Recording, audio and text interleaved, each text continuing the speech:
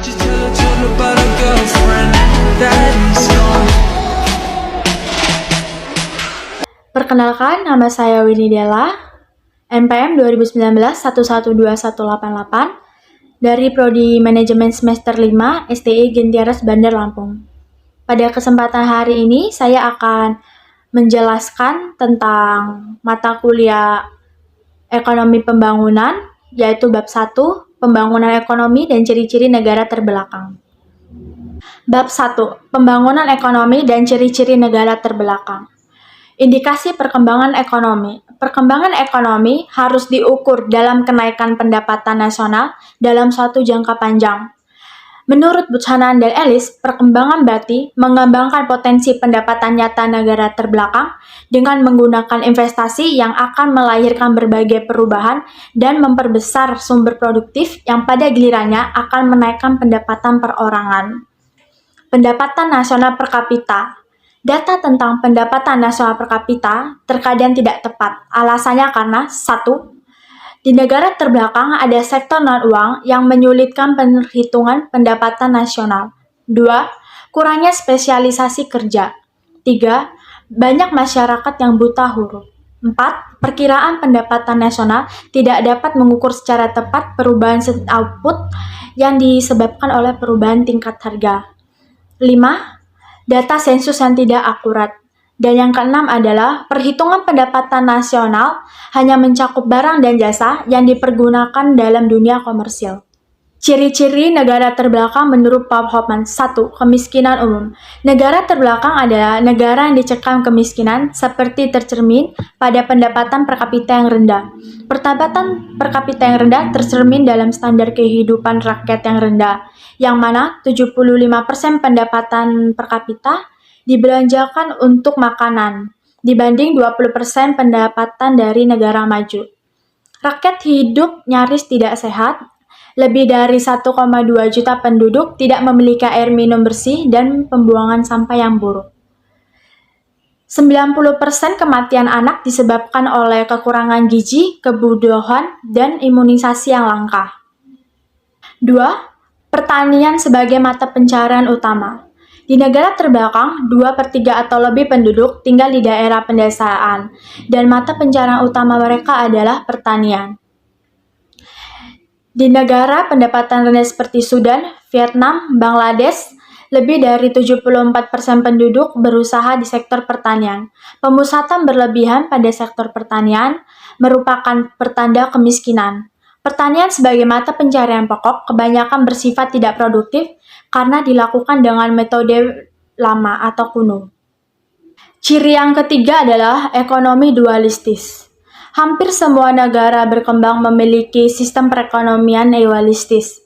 Satu pihak berekonomi pasar, dan di pihak lain berekonomi pertanian. Yang pertama berpusat di kota dan yang lain berpusat di pedesaan. Sifat dualistik demikian tidak mendatangkan atau memajukan perekonomian yang sehat.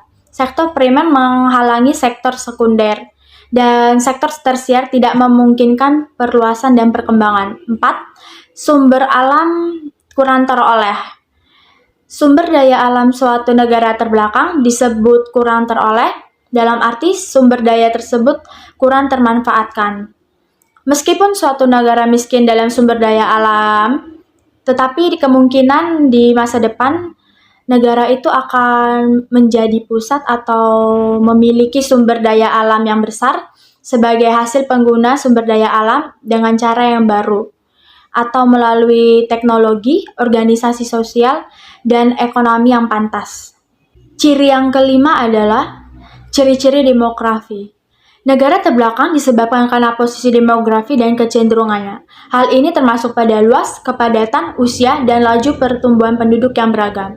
Seiring dengan tingkat pendapatan yang rendah dan rendahnya modal, maka akan menjadi terbelakangnya negara tersebut. Meskipun output meningkat sebagai hasil dari perbaikan teknologi dan modal, maka hal tersebut akan kurang berdampak jika pertumbuhan penduduk terus bertambah. Ciri yang keenam adalah pengangguran dan pengangguran tersembunyi. Pengangguran tersembunyi adalah pengangguran secara terpaksa, melakukan pekerjaan yang menurutnya tidak sesuai dengan keinginannya atau tidak sesuai dengan pendidikannya. Pengangguran adalah suatu keadaan pengalihan jumlah suatu tenaga kerja ke bidang lain yang mana kondisi tersebut tidak akan mengurangi output. Ciri yang ketujuh adalah keterbelakangan ekonomi. Di semua negara terbelakang dicirikan secara khusus berupa efisiensi tenaga kerja yang rendah, terbatasnya spesialisasi jenis pekerjaan, kebodohan, kondisi sosial yang kemungkinan akan memperkecil perubahan ekonomi. Penyebab utama keterbelakangan ekonomi ini adalah produktivitas rendah para pekerja yang disebabkan karena kurang gizi, kesehatan yang buruk, buta huruf, pendidikan rendah, dan sulitnya akses. Ciri yang kesembilan adalah ketiadaan inisiatif dan usaha. Ketiadaan wirausaha swasta yang terhalang adat istiadat, status kecurigaan terhadap gagasan baru dan sebagainya. Pasar yang sempit dan ketiadaan modal, tidak adanya keterlibatan dan kekuatan hukum yang berlaku. Kondisi inilah yang menyebabkan wira swasta dan banyak perusahaan sulit karena mekanisme tersebut tidak bekerja secara efisien. Ciri yang kesembilan adalah kelangkaan alat modal.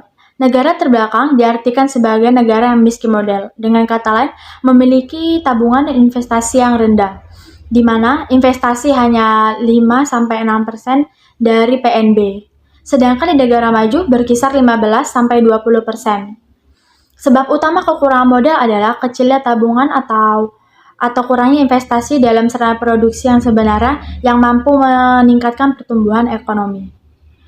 Adanya kondisi demonstration effect. Ciri yang ke-10 adalah keterbelakangan teknologi. Penyebab utama keterbelakangan teknologi yaitu 1. Biaya produksi yang tinggi sedangkan upah buruh rendah. Kedua, tingginya rasio buruh. Ketiga, besarnya jumlah tenaga kerja tidak terdidik dan tidak terlatih. Kekurangan modal menghalangi proses penghabusan metode atau teknik lama menjadi teknik modern. Di samping itu, ketiadaan buruh terdidik merupakan tantangan lain dalam situasi saat ini. Dan ciri yang ke-11 adalah orientasi perdagangan luar negeri. Biasanya negara berkembang sangat berorientasi pada perdagangan luar negeri, seperti ekspor barang primer dan impor barang konsumsi dan mesin. Terlalu tergantung pada ekspor produk primer dapat menimbulkan dampak negatif, yaitu perekonomian hanya berpusat pada produksi barang primer dan mengabaikan sektor lain. Demonstration effect adalah efek peniruan yang dilakukan oleh masyarakat dalam mengkonsumsi sebuah barang atau produk tertentu karena terpengaruh oleh pola konsumsi kelompok masyarakat lain yang ada di sekitarnya yang memiliki kemampuan finansial atau penghasilan yang lebih tinggi darinya.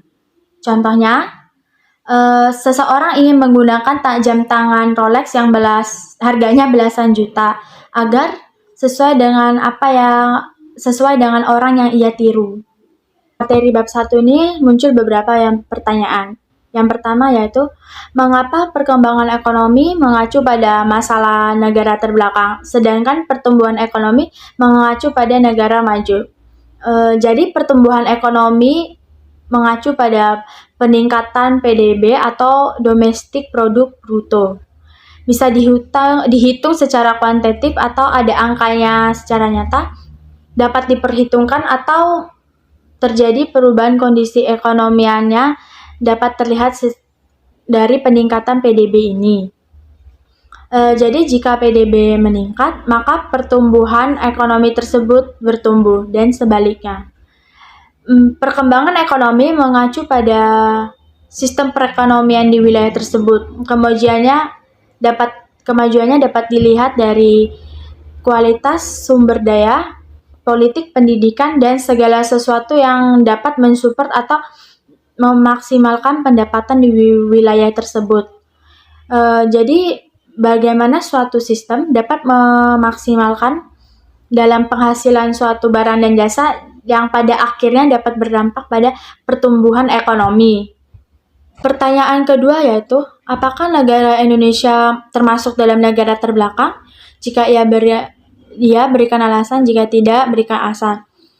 Negara Indonesia saat ini bukan lagi negara yang terbelakang atau bukan negara terbelakang. Saat ini Indonesia sudah termasuk negara maju. Dulu Indonesia merupakan negara berkembang, namun saat ini sudah masuk negara maju karena kondisi perindustrian yang sudah mampu menyumbangkan di atas 30% untuk PDB. Selain itu, syarat untuk menjadi negara maju adalah ketika peningkatan PDB tersebut 30% lebih banyak dari sektor industri. Kemudian ada pertanyaan lagi, bagaimana upaya suatu negara terbelakang agar dapat dikatakan selangkah lebih maju dari negara maju atau dari negara berkembang? Jadi yang pertama dari infrastrukturnya. Infrastruktur ekonomi perlu diselaraskan dengan akses dan tata ruang seperti akses jalan, pengembangan wilayah, dan juga akses jalan antar wilayah di negara tersebut. Yang kedua yaitu adalah sektor ekonomi, mengembangkan bisnis atau usaha yang sesuai dengan wilayah tersebut. Misalnya, Bali yang sudah menyumbangkan pendapatan pertumbuhan dalam sektor pariwisata. Yang ketiga adalah sektor industri, yaitu memperbaiki kualitas produk, keamanan, dan penggunaan teknologi yang maksimal, sumber daya manusia yang memiliki keahlian, baik yang didapat dari pendidikan yang maksimal dan terlatih secara maksimal. Yang keempat adalah dalam sektor pertanian. Bagaimana meningkatkan nilai tambah atas output, misalnya dengan cara menggunakan alat-alat yang sudah modern, sehingga output tersebut dapat meningkat. Setiap negara terbelakang selalu memiliki kesempatan dan potensi untuk menjadi negara yang berkembang ataupun menjadi negara maju. Dengan catatan, yang pertama, memaksimalkan sumber daya yang tersedia. Kedua, kondisi geografis dan pemerataan penduduk. Ketiga, memaksimalkan alat modal. Keempat, bantuan dari negara lain. Kelima, kemajuan teknologi. Dan yang keenam adalah perdagangan internasional.